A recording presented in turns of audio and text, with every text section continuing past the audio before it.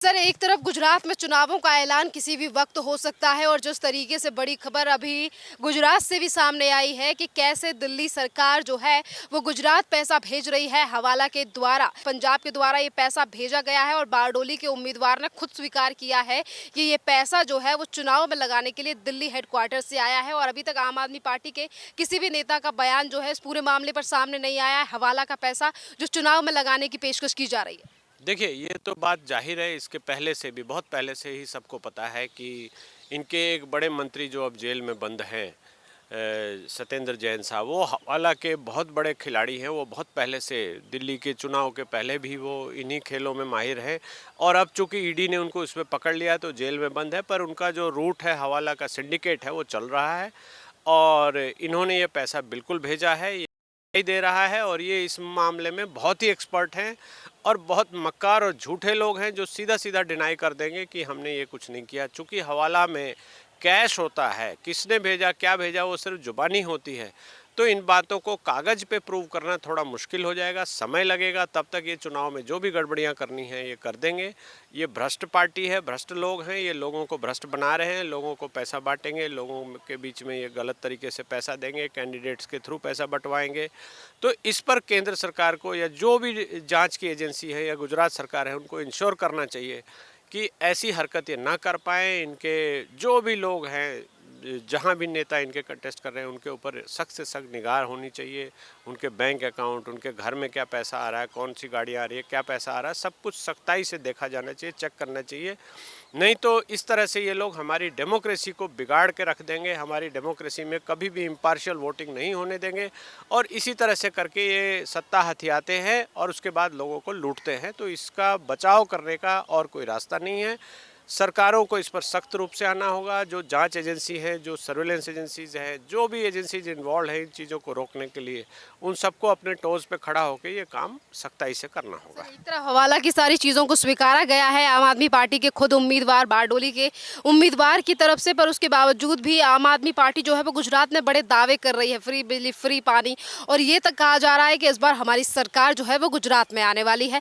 हवाला के पैसा से ही करेंगे क्या सब अरविंद केजरीवाल गुजरात में भी? देखिए, ये तो जाहिर है, सीधी सी बात है। दिल्ली में जो शराब का घोटाला हुआ, जिसमें हज़ारों करोड़ रुपए का घोटाला किया है मनीष सिसोदिया साहब ने, तो वो उस पैसे को इन्होंने पंजाब में लगाया, पंजाब का चुनाव जीतने में लगाया। ये दिखाई दे रहा है, सबको पता है, जो जरा सा भी जानता है, चीज़ों को समझता है, उसको दिखाई दे रहा है।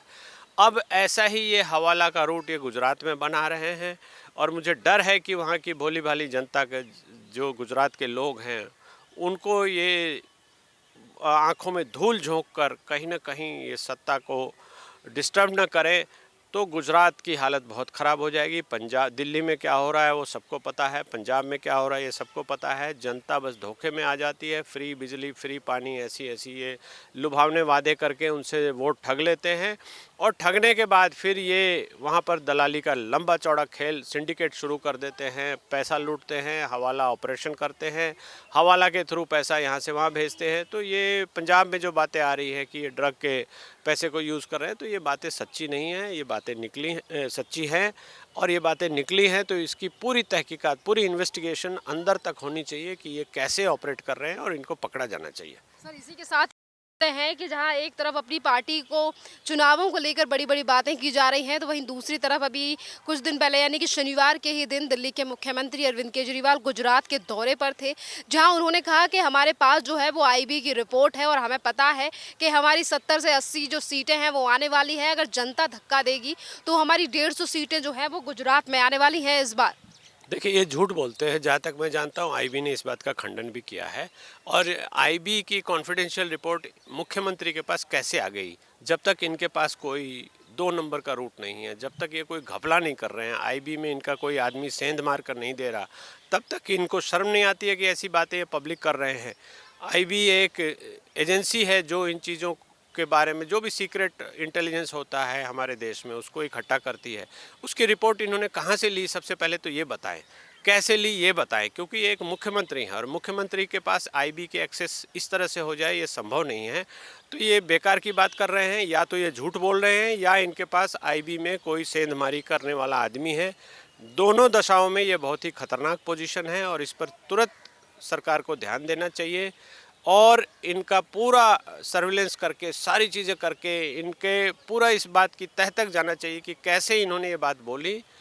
अगर हो सके तो इनके ऊपर इस तरह का मुकदमा भी बनना चाहिए कि आपने ये कहाँ से सीक्रेट इन्फॉर्मेशन निकाली है, कौन है आपको देने वाला, और नहीं तो आपने पब्लिक फोरम पे झूठ क्यों बोला, तो इनकी इस पर निंदा होनी चाहिए। और ये एक चुने हुए मुख्यमंत्री हैं तो इनके खिलाफ तो एक्शन बनता ही है। सर बार बार पे गुजरात के चुनावों को लेकर हर गुनाह को ढकने का काम अरविंद केजरीवाल सरकार की तरफ से किया जाता है।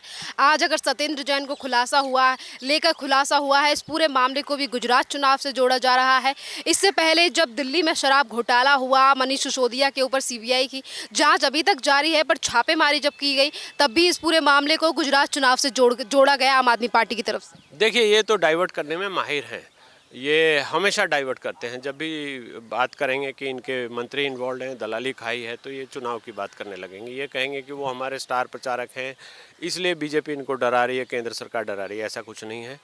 जो भी एजेंसीज हैं वो अपने हिसाब से जांच करती है। आपकी जब तक संलिप्तता नहीं है, जब तक आप इन्वॉल्व नहीं है, जब तक आपके ऊपर डाउट नहीं है, आपके यहाँ रेड नहीं होगी, और रेड अगर हुई है तो उसके लिंक निकलते हैं। वो सब चीज़ें इकट्ठा करने में, सारी कड़ियों को जोड़ने में समय लगेगा। तब तक ये मिसलीड करते रहते हैं कि देखो जी मेरे मंत्री को परेशान कर रहे हैं। आप सबसे पहले अपने मंत्री को आप हटा देते, त्यागपत्र करवा देते कि बाहर हटो, जांच करने दो।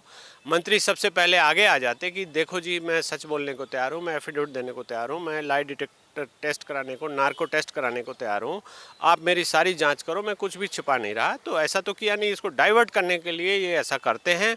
और जब भी आप देखेंगे कि जब भी इनका कोई आदमी पकड़ा जाता है, कहीं पे कुछ इन्वॉल्व होता है, तो ये डाइवर्ट करने के लिए या तो काउंटर अटैक कर देते हैं या तो किसी सरकार के ऊपर अटैक कर देते हैं कि ये सरकार भ्रष्ट है, ये नेता भ्रष्ट है, इनका त्यागपत्र होना चाहिए, ताकि वो बात दब जाए। या फिर ये विक्टिम कार्ड खेलने लगते हैं कि चूंकि हमारा मंत्री वहाँ पर प्रचार में जा रहा था, हमारी पार्टी वहाँ पर बहुत अच्छा सर्वे ला रही है, इसलिए ऐसा कर रहे हैं। तो इन बातों को जनता अब समझ गई है और इनके ये नाटक बहुत दिन चलने वाले नहीं हैं। अब इनका सूरज अस्त होने ही वाला है। केंद्रीय एजेंसियों की स्वतंत्रता को लेकर आंदोलन करने वाले अरविंद केजरीवाल आज जांच पूरी होने से पहले ही अपना फैसला सुना देते हैं, चाहे फिर वो दिल्ली का कोई भी भ्रष्टाचार हो या फिर मोरबी में हुई दुर्घटना। इसमें अरविंद केजरीवाल कह रहे हैं कि ये भ्रष्टाचार का मामला है, नेताओं ने भ्रष्टाचार किया है, घड़ी बनाने वाली कंपनी को जो है वो कॉन्ट्रैक्ट क्यों दिया गया, देखभाल का जो मामला है उस पूरे मामले में भारतीय जनता पार्टी शामिल है, सरकार शामिल है, राज्य सरकार शामिल है। देखिए, ये बिना सिर पैर की बातें करते हैं, हमेशा मनगढ़ंत बातें करते हैं। अगर आप याद करेंगे तो ये शीला दीक्षित के अगेंस्ट 400 या 800 पेज का बंडल लेकर घूमा करते थे कि मैं सारे सबूत ले आया हूँ और किसी को नहीं छोड़ूंगा। और वो कहाँ चले गए सबूत, उसका तो जवाब ये देना। अब जो नई बातें बोल रहे हैं उसको हम बाद में देखेंगे। पहले इन्होंने क्या किया, शीला दीक्षित के खिलाफ कौन सा केस दर्ज किया, कौन से उनके मंत्री को अरेस्ट किया, किसको अरेस्ट किया गया है, क्या किया गया है, कौन सी पॉलिसी उनकी हटाई गई है।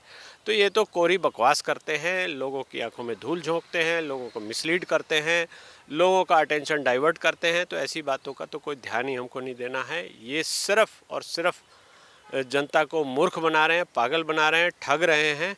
और इसलिए इन बातों को बहुत ज़्यादा हम डिस्कस ना करें तो ज़्यादा अच्छा है। ये जो कारनामा इनको करना था ये कर गुजरे हैं। अब गुजरात के जो एक्सीडेंट है, जो भी हुआ है, उसकी जांच होनी चाहिए, उसकी अच्छे से जांच होनी चाहिए, तह तक जाना चाहिए। जो भी उसमें इन्वॉल्व हैं, जो भी ये कह रहे हैं, जो घड़ी बनाने वाली कंपनी है, जो भी लोग इन्वॉल्व हैं, कोई नेग्लिजेंस है, कहीं कुछ है या ये कोई एक्सीडेंट है, ये तय होना चाहिए और तब उस हिसाब से एक्शन होना चाहिए। पहले ही ये फैसला सुनाने वाले ये कौन होते हैं? आपके यहाँ रोज़ हो रहे हैं, रोज़ बिल्डिंगों में आग लग रही है, रोज़ बिल्डिंग्स गिर रही हैं, रोज़ मजदूर मर रहे हैं, उस पर तो आप कहीं कोई कार्रवाई करते नहीं है, किसी के खिलाफ कोई एक्शन करते नहीं है, लॉ एंड ऑर्डर में कोई इम्प्रूवमेंट नहीं है आपके यहाँ। जो दिल्ली में एयर क्वालिटी इंडेक्स है उस पर कहीं कोई काम हुआ नहीं। पानी बिजली की वही प्रॉब्लम है, रोड्स वैसे ही टूटी पड़ी हैं। तो इसको काम करने की बजाय आप गुजरात और वहाँ की बातें करते हैं। तो आप मुख्यमंत्री क्या पूरे भारत देश के हैं या सिर्फ दिल्ली प्रदेश के हैं? अगर दिल्ली प्रदेश के हैं तो आप अपना जो ध्यान है वो दिल्ली के विकास पर लगाइए, दिल्ली के लोगों को सुविधा दीजिए, ये सब करने की बजाय।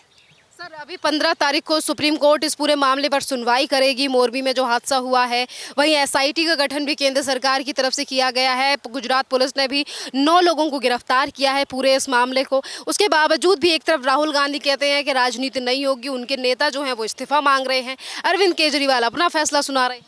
हाँ, देखिए, ये तो निखट्टू लोग हैं, ये पहले से भी यही करते रहे हैं। कांग्रेस का तो कोई मतलब ही नहीं बनता ऐसी बातों को पूछने का, बोलने का।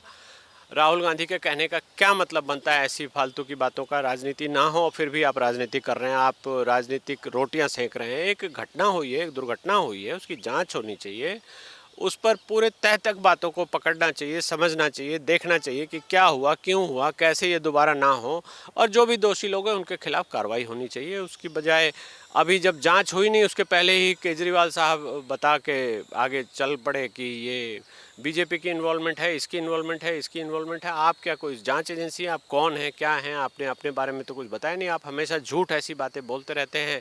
पहले इनकी निगाह में दिल्ली की शीला दीक्षित की सरकार चोर थी और ये उसके खिलाफ सबूत लेकर घूमा करते थे, थैला लेकर घूमा करते थे। अब वो थैला मुख्यमंत्री बनते ही गायब हो गया। अब जब इनके अपने मंत्री इन्वॉल्व हैं, दलाली खा रहे हैं और हवाला में ऑपरेशन में पकड़े गए हैं, तो उन चीज़ों को डाइवर्ट करने के लिए ऐसी फालतू फंड की बातें बोलते हैं। इसका कोई मतलब नहीं है। ये कोरी और निरी बकवास है, इस पर हमको कोई ध्यान नहीं देना चाहिए।